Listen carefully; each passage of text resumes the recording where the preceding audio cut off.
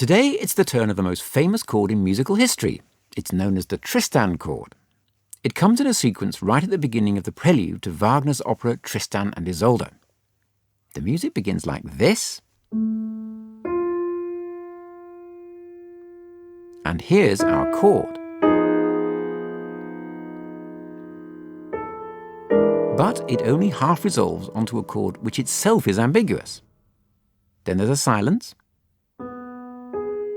And, just in case you missed it, here it is again. And still, it doesn't quite resolve.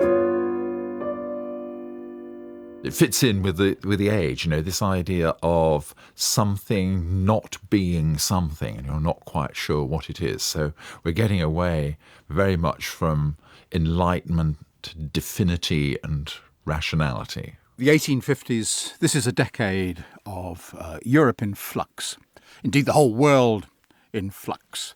Europe is changing very quickly, socially, economically, culturally, intellectually, and also politically.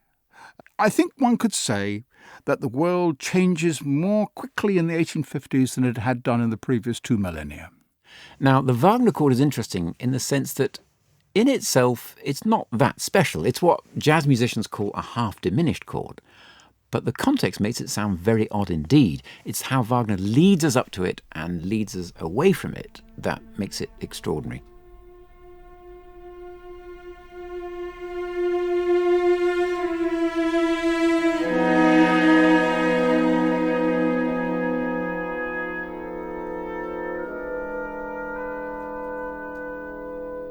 More ink has been spilled on this particular progression than any other in musical history.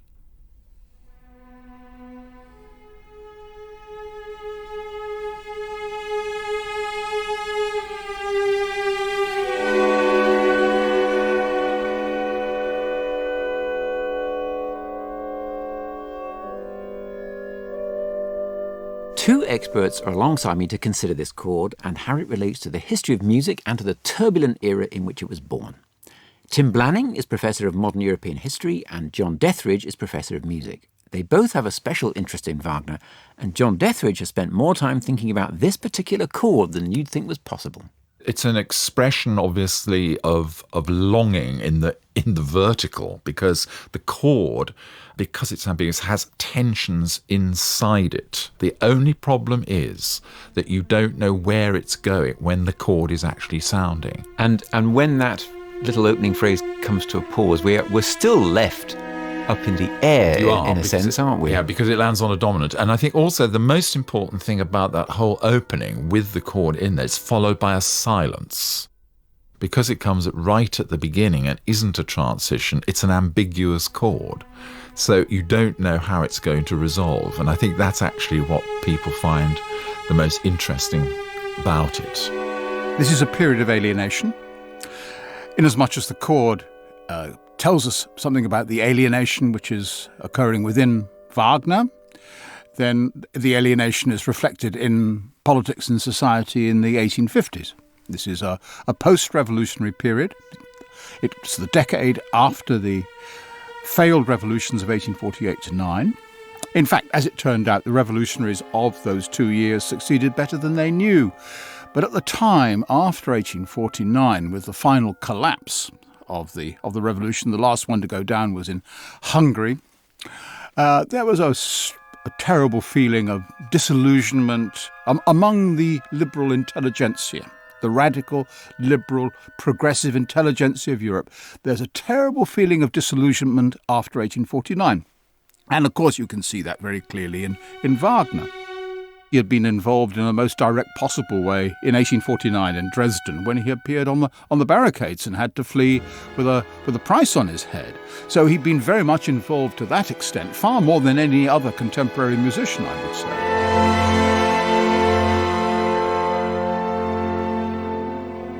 As the 1850s develop, it becomes increasingly clear that the settlement which has been imposed by the old regime after 1849 will not work. So there's a general sense in Europe in the late 1850s of impending breakdown.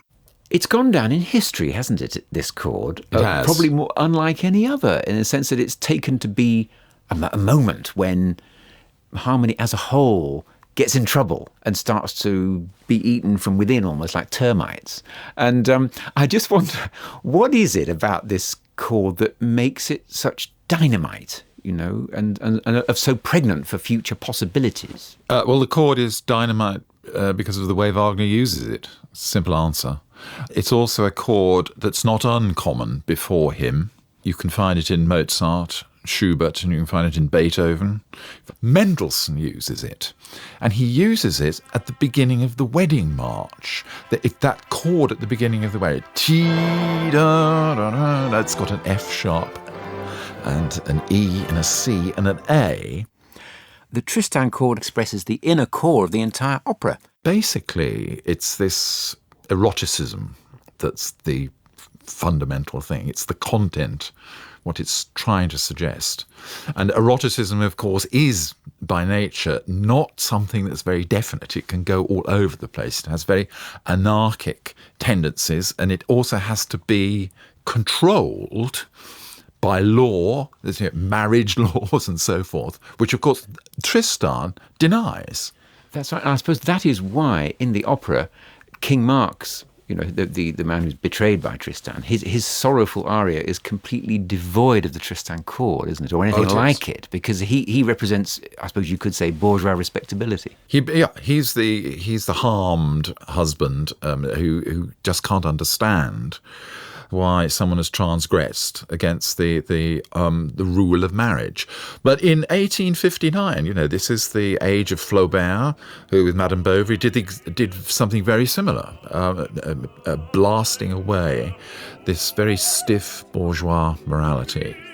And in Tristan, especially in the second act, that is as frank and as erotic in terms of its music and terms of its text as it's possible to imagine. So I think, Wagner is very much at the extreme end of what was a general interest, of course, in eroticism, which mid-19th century culture was certainly very much influenced by that, permeated by it.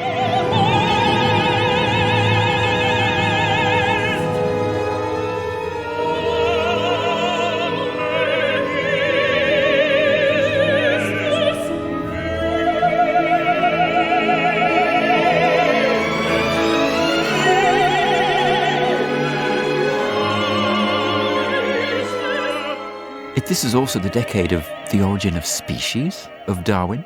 Now, does this revelation of man's very non-divine origins, is that part of the same mindset that might yield to Tristan, or is this a totally other phenomenon? There is, in mid-19th century Europe, there is a general feeling that everything is in a state of flux. Darwin is an example of that. Schopenhauer's work, of course, had been written much, much earlier, but it only comes to the fore in the 1850s. But this is a period when we're moving from the utopian socialist of the French, with which Wagner was very well acquainted and had become so during his time in Paris between 1839 and 1842. We're moving to a period of a much more, as Marx would see it, a more scientific form of socialism. And Wagner certainly made the acquaintance of this more materialist, scientific form of socialism through friends of his like Georg Herwegh, who was in exile with him in Switzerland. And it's almost certain that Wagner did read some Marx. This is still, he's not a Marxist in any sense, but there is a certain negative relationship between them in that what Marx hated most about modern civilization, Wagner hated too. Although their diagnosis was different and their cure was different. But they are equally alienated from contemporary materialist, industrial, capitalist society. I think Tristan is an utopian piece. It has a lot of Wagner's experiences with the world inside it, but a lot of it is about something that he couldn't get. himself is precisely what he's not experiencing and the traumatic consequences of that. But let's consider the man who came up with this extraordinary progression for a moment. What do you think it reveals about the nature of the creator that he came up with this? Well, I think it shows that he had an amazingly original idea about harmony and how it functions in the theatre. And in terms of orchestration, the relationship between orchestration and harmony and chords, he said there is no such thing as a chord, it has to be connected with its colour.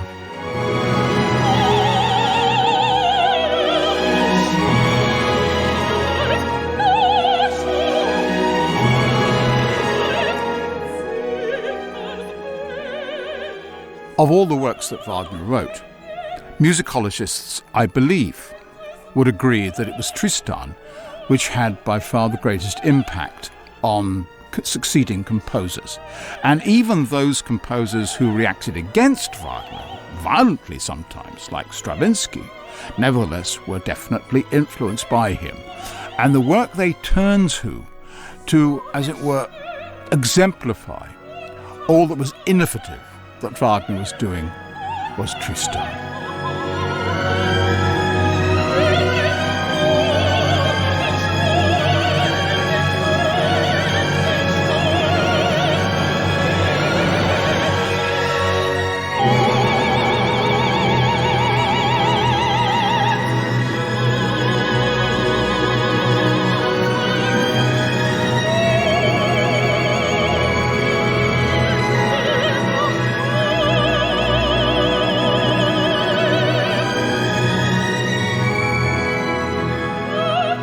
I'm exaggerating now, but I think in the 20th century, and even in the 21st century, composers who have taken Wagner on board and the progress in harmony, this massive invention, haven't come to terms with it yet. There's something about Tristan that's plagued composers. I personally believe that Schoenberg took to the serial method because he wanted to escape from Tristan, which is something Richard Strauss never did.